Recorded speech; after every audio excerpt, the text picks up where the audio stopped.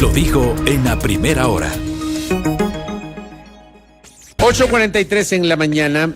A las 9:30 de hoy, el doctor Álvaro Román Márquez, quien era o es, ya le vamos a preguntar, vocal suplente del Consejo de la Judicatura.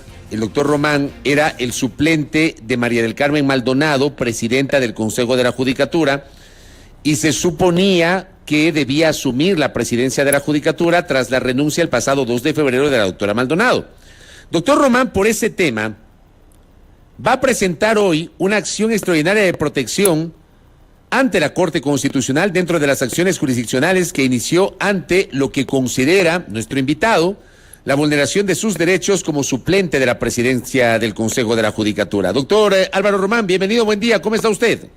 ¿Cómo le va, Fabricio? ¿Cómo le ha ido? Gracias por el espacio y gracias para informar a la ciudadanía. A ver, yo, como acertadamente das la información, yo presenté una acción de protección y los tiempos se han ido dando jurídicamente. He tenido ya la sentencia de primera instancia, tuve la sentencia de segunda instancia que me negaron la acción de protección, pero esas sentencias siguen violando mis derechos que yo había planteado en la acción de protección. Por ese motivo, dentro del plazo que tengo previsto, que se terminaba la próxima semana, justamente elegí el día de hoy para presentar la acción extraordinaria de protección para que la Corte Constitucional entre a resolver sobre la violación que sí fue objeto de mis derechos por parte primero de la resolución por iniciativa del doctor Saquicela, por parte de la mayoría del Consejo de la Judicatura, y que eso llevó a que no me dejen asumir la presidencia del Consejo de la Judicatura, y por lo tanto considero que se están violando los derechos de la seguridad jurídica, al trabajo, al debido proceso y a la motivación. Ese sería el objeto de mi acción extraordinaria de protección. ¿A usted le correspondía, doctor, asumir la presidencia del Consejo de la Judicatura?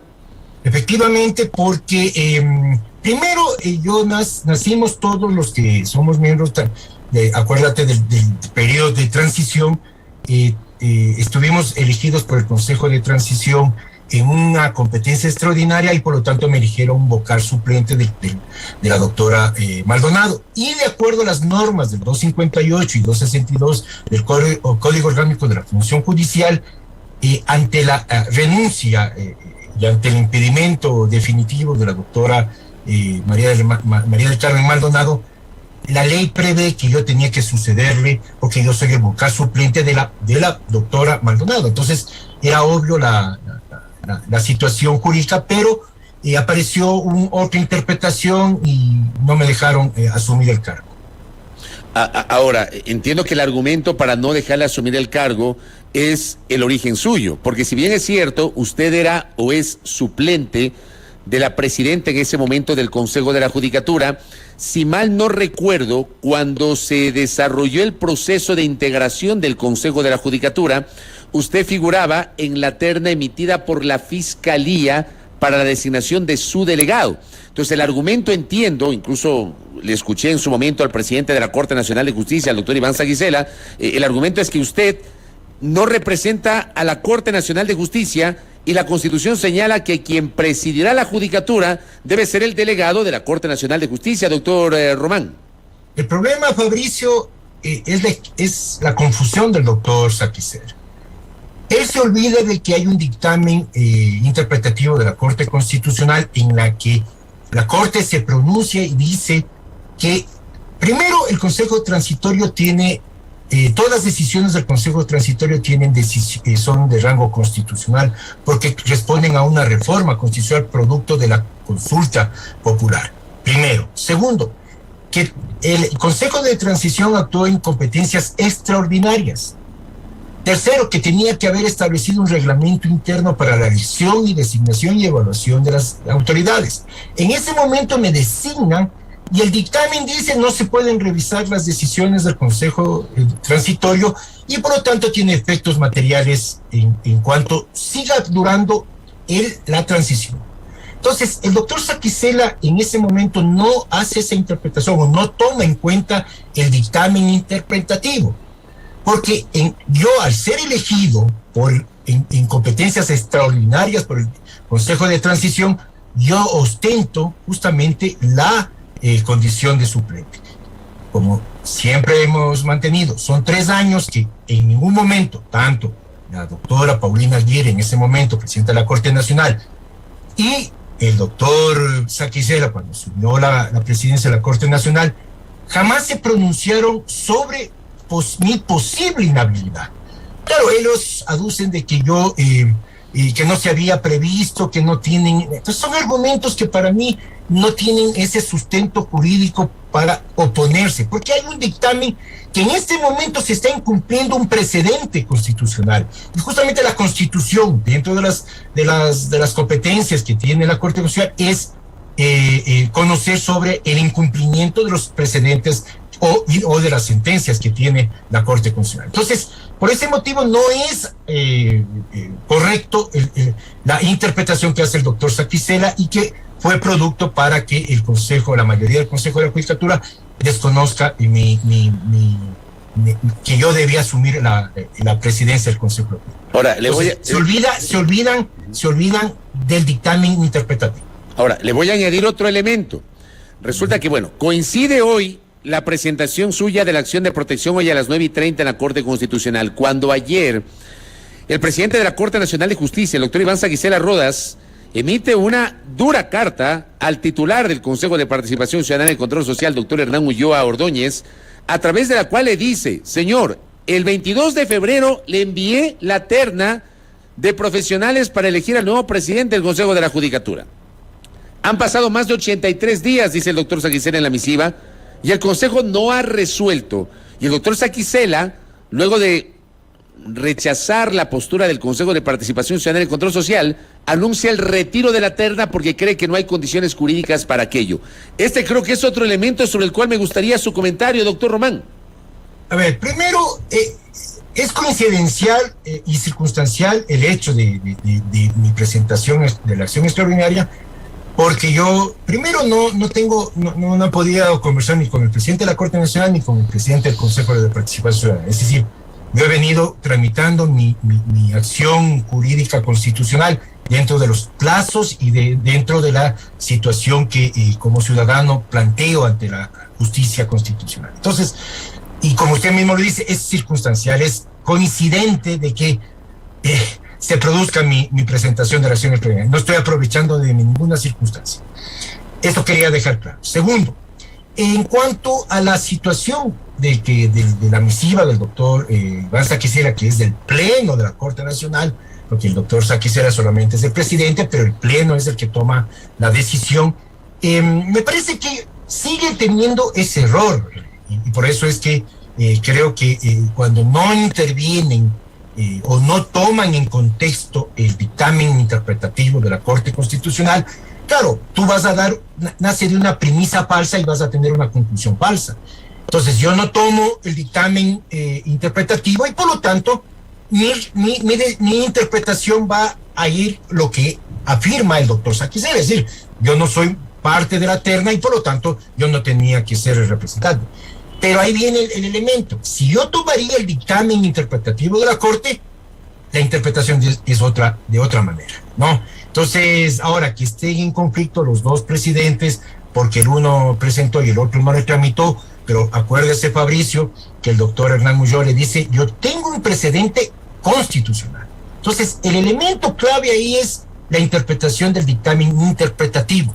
Entonces, el doctor Ulloa le dice: yo tengo ese dictamen, tú no lo nombras y por eso es el conflicto. Entonces, yo creo que es oportuno en este momento que mi acción extraordinaria de protección llegue a la Corte Constitucional para que deje zanjado esta discusión entre las dos funciones del Estado. ¿Y qué pasará si la Corte Constitucional no le da la razón a usted, doctor Román? Bueno, esa es la ponderación. Esas son las contingencias que podemos estar sometidos cuando entramos a conocimiento de jueces. Siempre las decisiones estarán a favor o en contra mía, pero la Corte Constitucional tiene que razonar por qué motivo no tengo la razón. Aparentemente, bajo el análisis que hemos hecho, mi defensa y yo como persona y abogado, considero que la Corte ha ido lanzando ciertas líneas jurisprudenciales que me van dando luces para plantear esta acción. Fabricio, si yo no hubiera tenido caso, no hubiera visto que no tenía la razón jurídica, yo, como hombre de derecho, no lo hubiera planteado esta acción. Pero cuando vemos las jurisprudencias, vemos el dictamen interpretativo y vemos las dos últimas sentencias de la Corte de enero del 2022, entonces eso me animó a presentar las acciones. Porque la Corte ya se va pronunciando y va diciendo que primero son periodos extraordinarios, que las decisiones no pueden ser revisadas, es decir, va repitiendo esa línea jurisprudencial. Vamos a ver si este momento le da la razón al doctor Saquicela, le da la razón al Consejo de la Judicatura o me da la razón a mí. Eso es lo que tienen que resolver los jueces. Entonces, las argumentaciones tendríamos que ver qué es lo que va a plantear la Corte. Y con esto voy cerrando, doctor, porque sé que tiene que salir a la Corte Constitucional. Además,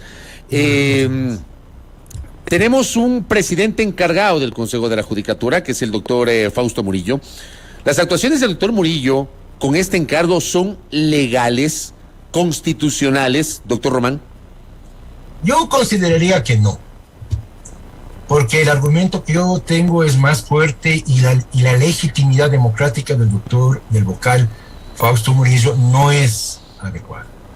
Pero bueno, son decisiones que se tomaron por voto de mayoría dentro de un ámbito estrictamente, como ellos dicen, democrático, y por lo tanto creería que se debe mantener hasta que la Corte se pronuncie. Pero considero que no tiene legitimidad ni legalidad y peor un reconocimiento constitucional. Una cosa adicional, en la carta que le envía el doctor Saquicela al presidente del Consejo de Participación Ciudadana y Control Social, hay, digamos, una parte que sin duda viene a ser muy llamativo, ¿no? Y que ha sido interpretada como una intención de meter las manos en la justicia. ¿A usted cómo le suena eso? A ver, Fabricio, yo siempre, y lo dije a otro medio, esta frase es rescatada para deslegitimar cualquier actuación, ¿no? Ya lo dijo el expresidente Rafael Correa, y como nosotros seguimos todavía con esos fantasmas de que son parte del gobierno de Rafael Correa, creemos que va a suceder. Pienso que cuando uno busca la aplicación estricta de la Constitución, del ordenamiento jurídico, no es meter la mano a la justicia. Me parecería que ahí equivocadamente el señor doctor Iván Saquicela, el presidente de la Corte Nacional, equivoca su argumento, y eso hace que esa declaración sea estrictamente política y no jurídica. Entonces se cambió su argumento desde el punto de vista que debería seguir manteniendo como hombre de derecho que él dice ser, para caer en el ámbito político. Yo creo que ese no es su papel. Entonces yo no creo que haya aquí una metida de la mano. El doctor Ulloa tiene su argumento, el doctor Saquicela tiene su argumento, y creo que no cabe el asunto. Parecería que esto es una lucha de poder. Yo no lucho por el poder, pero lucho porque el imperio de la Constitución y de los derechos sean reconocidos, para que los ciudadanos tengamos la tranquilidad de que la justicia constitucional sea la que impere siempre. Correcto, doctor Román. Le agradezco por el tiempo y veamos qué pasa con esta acción de protección. Muy amable, doctor. Gracias, Fabricio, lo agradezco por todo. A usted por la gentileza de siempre atender nuestras invitaciones. El doctor Álvaro Román Márquez, vocal suplente del Consejo de la Judicatura, quien asegura que le correspondía asumir justamente la presidencia de ese organismo tras la renuncia de María del Carmen Maldonado a la presidencia del Consejo de la Judicatura el pasado 2 de febrero. Primera plana. Todas las noticias, todas las voces.